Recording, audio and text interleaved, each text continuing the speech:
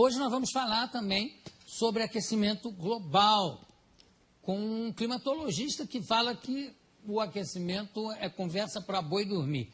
Eu não sei se o boi prefere dormir na sombra. Eu vou conversar com o Ricardo Felício. Venha para cá.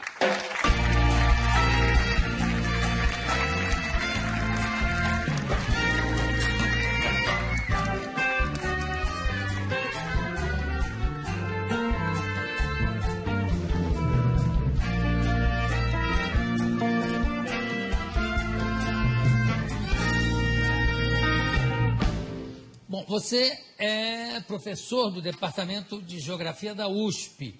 E o que é que você estuda especificamente? Climatologia, é isso? Climatologia antártica, do continente antártico, já há 20 anos. É só do continente antártico? É a minha especialidade, mas o resto também. Sim, não tem como separar. Claro. E você esteve na Antártida algumas vezes? 2 vezes já. O que você acha das teorias de que o aquecimento global está derretendo o gelo do continente? Começa que já nem é uma teoria, é só uma hipótese. Então ela não carece de prova científica. Então é isso que é o pior. Você tá... Não carece de não tem prova científica do aquecimento global. São 26 anos, na verdade são 3 mil anos que essa história já existe. Nossos pesquisadores da equipe da Climagel já foram buscando essa informação. Já se discutiu isso nas ágoras das póleis gregas. Se cortasse árvore ia mudar o clima do planeta. Na Grécia Antiga já se discutiu? No Senado Romano se faria ou não os aquedutos porque ia mudar o clima. E por aí foi. Até hoje nós estamos com essa historinha. Mesma coisa. O clima vai mudar, o homem mexe no planeta, não sei o quê, e não mexe nada. Mas é engraçado, tem relatos de uma civilização, não sei se é a Inca ou se é Azteca, aonde eles iam cortando florestas para usar essa madeira, inclusive para queimar essa madeira, como aquecimento, etc. E à medida, quando chegaram nas últimas árvores, que acabou a floresta, que a civilização também começou a cair, a entrar em decadência. Não tem nada a ver uma coisa com a outra. Você destruiu aqui, não tem uma consequência? Não pode ficar... Tem que tomar muito cuidado com isso, porque isso são ações locais e não são ações planetárias. Mas no local funciona. Mesmo assim, a alteração é muito pequenininha. A cidade de São Paulo faz o seu microclima, por exemplo. Assim não. E aí o clima global é outra coisa. Mas o discurso desse pessoal é que a cidade altera o clima do planeta. Portanto, a cidade tem que se adaptar à mudança do clima, que ela mesma fez. Mas espera aí, raciocínio circular, né? Agora, como é que é? Quer dizer que o gelo não está derretendo lá? Não, o gelo derrete e congela de novo. Tem os seus ciclos, Isso já é muito conhecido desde o final da Segunda Guerra Mundial. Primeiro que o próprio cenário de guerra era o cenário polar, A gente está acostumado a sempre ver o mundo no planisfério, acha que os Estados Unidos está de um lado de cá, a Rússia está do outro lado, eles vão se matar por mísseis por cima do Atlântico, Não, eles vão se matar em cima do polo, Claro. Na verdade, eles estão pertinhos um do outro, Então, o conhecimento do gelo, já na época militar, já é muito difundido. Então, o próprio Ano Geofísico Internacional, 1957 até 58, estendido até 59, a primeira missão dos americanos foi atravessar o polo e, inclusive, colocar um submarino nuclear no polo. Embaixo da Isso, exatamente. Primeiro foi o submarino Nautilus, que conseguiu, em 57, atravessar o polo todo. E o submarino Skate, ele conseguiu furar o gelo, quer dizer, eles já sabiam exatamente aonde estão as políneas, que são as aberturas do gelo do Ártico, para poder colocar a arma de guerra lá. Então, o clima e militarismo está sempre andando junto, Tudo está andando junto com o militarismo. Como é que é o negócio do nível do mar? Não está subindo ano? Não, o nível do mar continua no mesmo lugar. Tem essa história também. As calotas estão derretendo. Não. Primeiro que se fosse derreter alguma coisa, teria que ser a Antártida. Então, aí sim você teria uma elevação do nível considerável. Mas para derreter a Antártida, cá para nós, você tem que ter uma temperatura na Terra, assim, uns 20 ou 30 graus, muito mais elevado. Sim, mas a medição do nível do mar Está subindo? Não, ele tem Como é que pequenas variações. Por exemplo, só o El Niño, que é um fenômeno completamente natural, varia o mar meio metro. E aí, os piores cenários do IPCC, que é o painel intergovernamental para a mudança do clima, né? O pior cenário deles é 50 centímetros. Em quanto tempo? Em 100 anos. Mas não tem uma medição feita pelo Capitão Cook? Tem. Tá, De quando é? Acho que 1780, mais ou menos. E de lá para cá? No mesmo lugar. O nível do mar está no mesmo lugar. Então, que alívio que você me dá. Isso, nossa. Não, tem uma situação mais engraçada. Que eu fui fechar minha conta num banco que se diz sustentável, essas coisas, e eu odeio essa história, né? E, não, mas o senhor faz o quê? Eu sou professor de climatologia. O mundo vai acabar? Assim, as pessoas estão assim, apavoradas, o mundo vai acabar. Não, a Mariana estava preocupadíssima, inclusive ela tampa tudo que é espelho até hoje, Por causa do aquecimento com medo global. de ver o reflexo do aquecimento global. O aquecimento global virou o bode expiatório para todos os males da humanidade.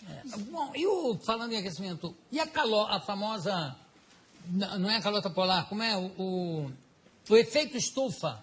Esse é o pior de todos, né? Essa é uma física impossível. Ai, eu estou tão contente hoje. Quer dizer, o mundo terminar em 2012, nem pensar, né? De jeito nenhum. Tá. Então vamos para o efeito estufa. Como é que é? O efeito estufa é a maior falácia científica que existe na história, né? Primeiro que ele é baseado num conceito científico que não existe. A Terra tem essa temperatura porque ela tem atmosfera, recebe energia do Sol, tem uma interação com a atmosfera, e por lei dos gases, note, não é uma teoria, é a lei dos gases, pressão, temperatura, né, e volume. Então, por causa de ter uma atmosfera, nós temos essa temperatura. Eu adoro essa discussão assim que os aquecimentistas, que são os que trabalham para o lado do aquecimento global. Não, mas o maior exemplo de que o CO2 realmente acaba com o planeta Terra, acabaria com o planeta Terra, é Vênus. Aí eu falo, é? Tá, qual é a pressão atmosférica na superfície de Vênus? Não sei. São 90 vezes a pressão atmosférica da Terra. Portanto, a temperatura lá é de 400 graus na superfície, não é por causa do CO2, é por causa da pressão atmosférica da atmosfera de Vênus.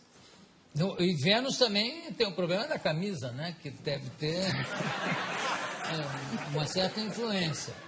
Agora, quer dizer que não há o efeito estufa? Não, essa física não existe. Então, o negócio do pum dos carneiros da Nova Zelândia, você já ouviu falar nisso? Já! Não é que é uma quantidade tão absurda de puns que vai causar o apocalipse, porque vai estourar com a calota não, como é que chama? Com a famosa camada de ozônio. Que não existe, né? A camada de ozônio é uma coisa que não existe, né? Não existe? Não. Meu Deus, que alívio que eu estou hoje. Quer dizer que o carneiro pode dar pum à vontade. Eu sei que tem fazendeiros ensinando o carneiro a se segurar. Pode soltar. A história do ozônio é conhecida como, né, nos cientistas sérios, não esses aí que estão aí vendidos chapa branca, que a gente chama, né? Trabalham para governos, empresas, etc. E tal. Cientistas sérios, o próprio pai da coisa é o Dobson, que no Ano Geofísico Internacional se propôs a ir para a Antártica justamente para saber qual era a variação do ozônio na calota polar. Ele já sabia que o ozônio desaparecia completamente na Antártida.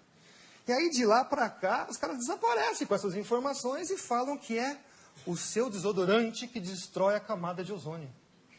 Nossa! Nunca mais eu pego um sujeito fedendo, que eu brigar com ele, vai botar um desodorante, Aí, quando você vai ver o que acontece, é a quebra das patentes dos CFCs, os gases refrigerantes. Então, em 87, começam a terminar as patentes, elas começam a se tornar públicas, você não precisa mais pagar royalties para elas. Então, a indústria toda que detém essas patentes lança um substituto chamado HCFC, que é um organofluoroclorado como qualquer outro, mas custa, né, o CFC passa a custar $1,38 o quilo, o outro passa para $38 o quilo.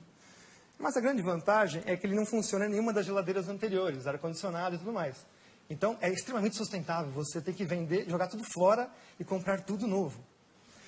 Hoje, as patentes vencem em 25 anos. Então, o discurso agora é que os HCFCs, milagrosamente, descobriram que ele também faz mal para a camada de ozônio e aquecimento global. Que alívio que a gente sente, né? Não, mas o melhor é o preço, que vai ser o substituto. Que as empresas agora falaram que vão garantir que não vai dar mais problema. Né? $128 o quilo. E também não vão funcionar nos outros equipamentos. Isso tem sempre essa jogada, né? Se vocês perceberem agora, mas não é só trocar o gazinho do refrigerante. Parques industriais inteiros têm que ser trocados. Porque existem os sistemas de refrigeração central, caldeiras e tudo mais. Se vocês perceberem agora, todos os produtos estão passando a butano de novo. Os CFCs, quando eles vieram no final dos anos 40, 50, eles vieram justamente para resolver o problema de explosões em fábricas, porque é um gás totalmente inerte, não tem nenhum problema com ele. Então, hoje nós estamos voltando para trás, né? Começo de século XX de novo, por uma mentira que é que esse gazinho destrói a camada de ozônio. Qual é o gás que destrói a camada de ozônio? A hipótese, é uma hipótese de novo antrópica, que nunca foi provada, é que os CFCs, os gases organofluorocorados, conseguem destruir a camada de ozônio. O butano não. O butano está isento disso. Ele fica lá, por enquanto, né? Até alguém arrumar um problema com ele.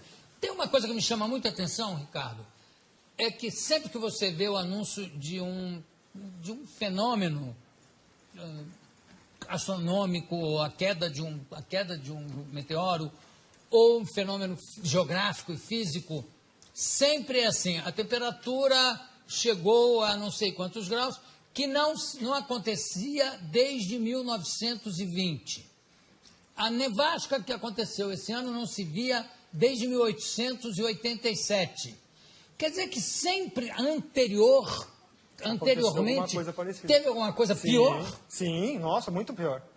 Pois é, então por que essa coisa catastrófica, né, de achar que a próxima será a pior? Se nunca acontece isso. Os registros paleoclimáticos mostram coisas assim muito piores, tipo o nível do mar subir 50 metros em 100 anos, a temperatura subir em 50 anos 8 graus, e o pessoal está falando que vai subir meio grau em 100. Que isso é piada, isso?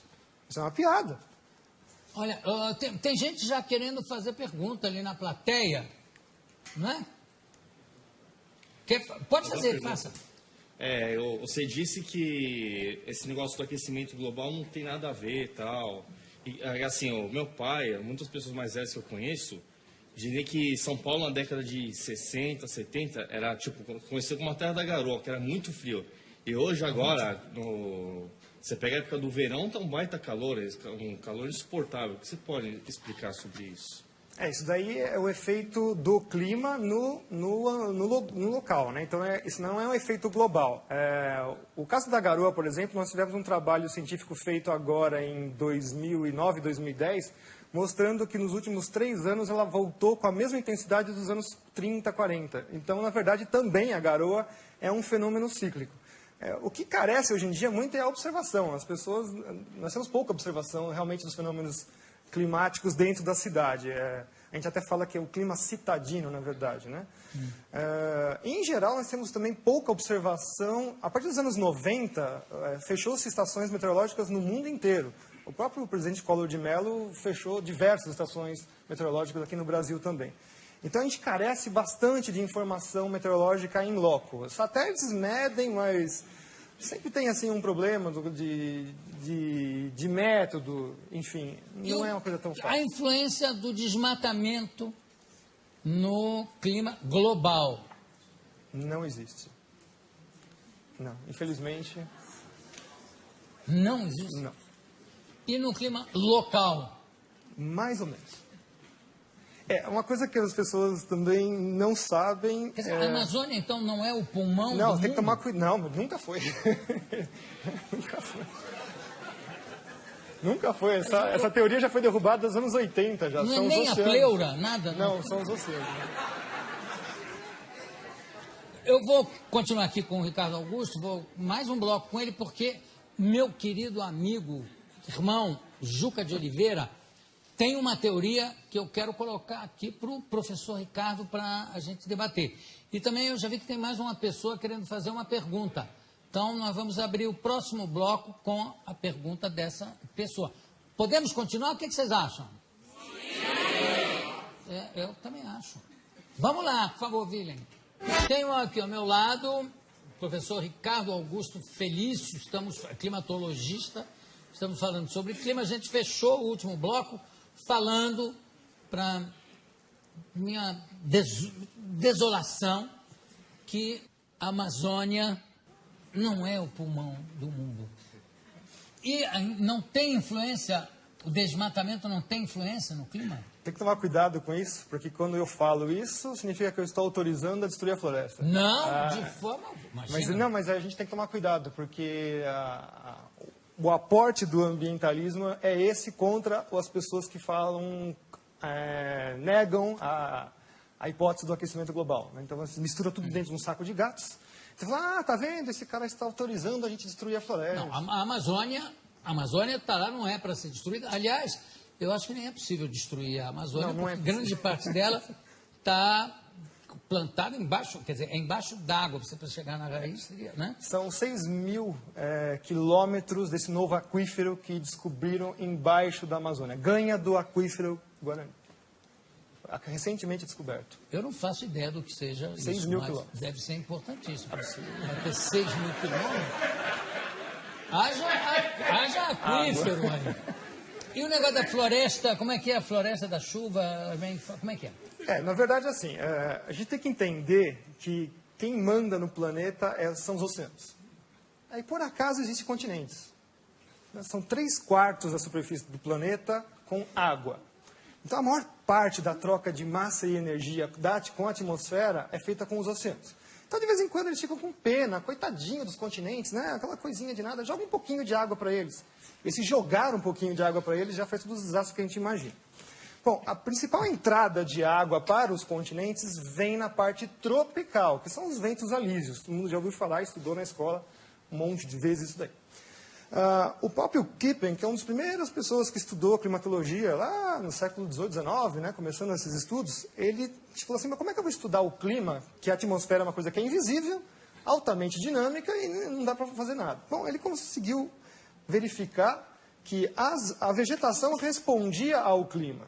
Então ele viu assim, olha, gozado, né? Nessa parte toda do planeta, salvo algumas exceções regionais, você tem florestas extremamente virtuosas, imensas, e é justamente onde chove bastante, onde você tem as principais células de trovoadas, né? Os relâmpagos fixam nitrogênio na chuva e, portanto, jogam isso na superfície. Então tem toda uma simbiose aí entre os fenômenos da atmosfera. Então, as florestas, o nome técnico da floresta em inglês, por exemplo, eles chamam rainforest. Né? Então, florestas de chuva. A floresta está lá porque chove, não chove porque tem floresta. Vocês entenderam? Então, quer dizer que se você cortar, vamos supor, vamos fazer assim um cenário hipotético. Já que eles adoram fazer cenários, vamos fazer também.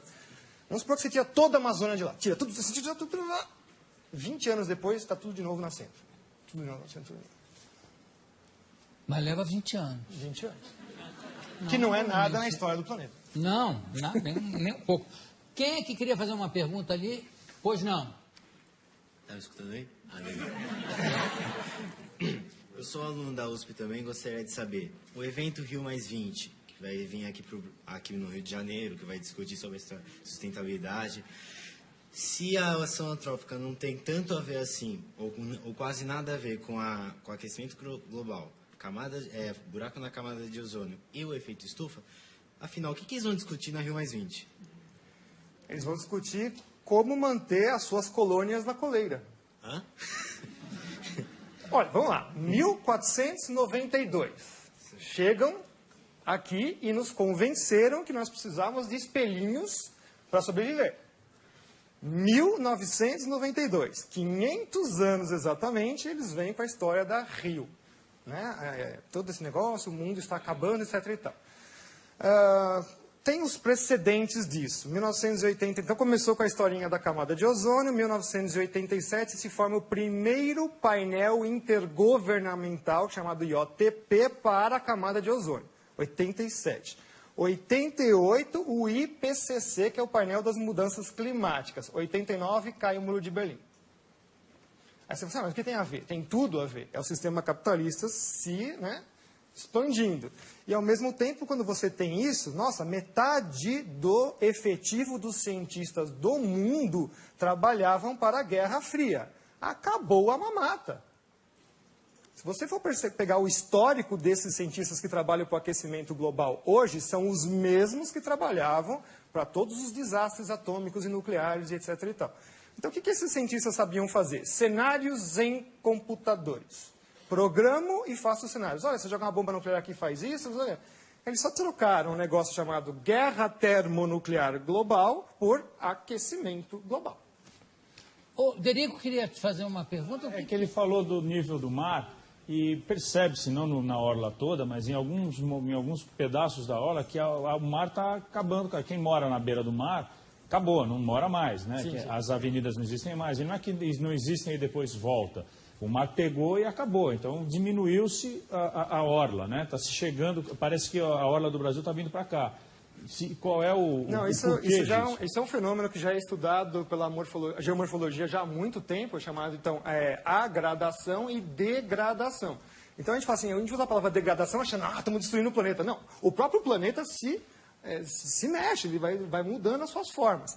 Então, o mar também faz os seus processos de agradação, formar praias, e degradação, ele também desfaz as praias. Isso é um processo natural também. E quando há um aterro, essa água vaza em outro lugar? Não. Você botou... Olha aí. Foi o Alex? Não. Foi você. O que houve, Alex? Fala. Aqui nada, senhor José. Hein? Lá atrás talvez, aqui nada. Já está meio tarde, ele já está arrumando as coisas para ir embora. Eu já não falei para você não fazer isso? Não estou prestando atenção, senhor José. Nem me mexi aqui. Não se mexeu, claro. Bom, desculpa. Essa imagem que eu fiz, que é absolutamente infantil, claro, de você aterrar aqui, o mar não se expande numa outra direção, em algum outro lugar? Não, a área é mínima, não tem como. Não tem influência nenhuma? Não. A influência, 99% da energia que está na superfície da Terra vem do Sol. 99%. 99,99% na verdade. A geotérmica é insignificante em frente ao extrato geográfico. Não, sim, mas eu digo local, de repente... Não, mesmo assim, continua não sendo. O Sol, por exemplo, todo mundo fala assim, o Sol é uma constante. O Galileu quase foi para a fogueira, né? Quando ele começou a achar manchas no Sol. Eu acho que o Sol não é uma constante. E não é. O Sol tem seus ciclos, né, de alteração. O principal é de 11 anos. Então, 11 anos ele vai aumentando sua atividade e diminuindo. Então, mais ou menos 4 subindo, 7 descendo. E também tem outros ciclos de 90 anos, outros ciclos de 200. Então, agora, por exemplo, nós estamos entrando num período mais calmo do Sol, que vai até 2046. Então, se vocês estão pensando que vai ter aquecimento global, não, vai ter, mas na verdade é resfriamento. Que já está acontecendo, na verdade, desde 1998. O que? Um resfriamento? Já. As temperaturas, na verdade, já estão diminuindo. E a influência do Sol no nosso clima é total? Total, 100%. Aí depois você tem Lua, tem um pouco de Júpiter também e Saturno, mexendo em campos gravitacionais, mas o resto vai ser o Sol no primeiro escalão. O segundo escalão são os vulcões, e aí o pessoal do terceiro escalão são os oceanos. Os vulcões. Os vulcões.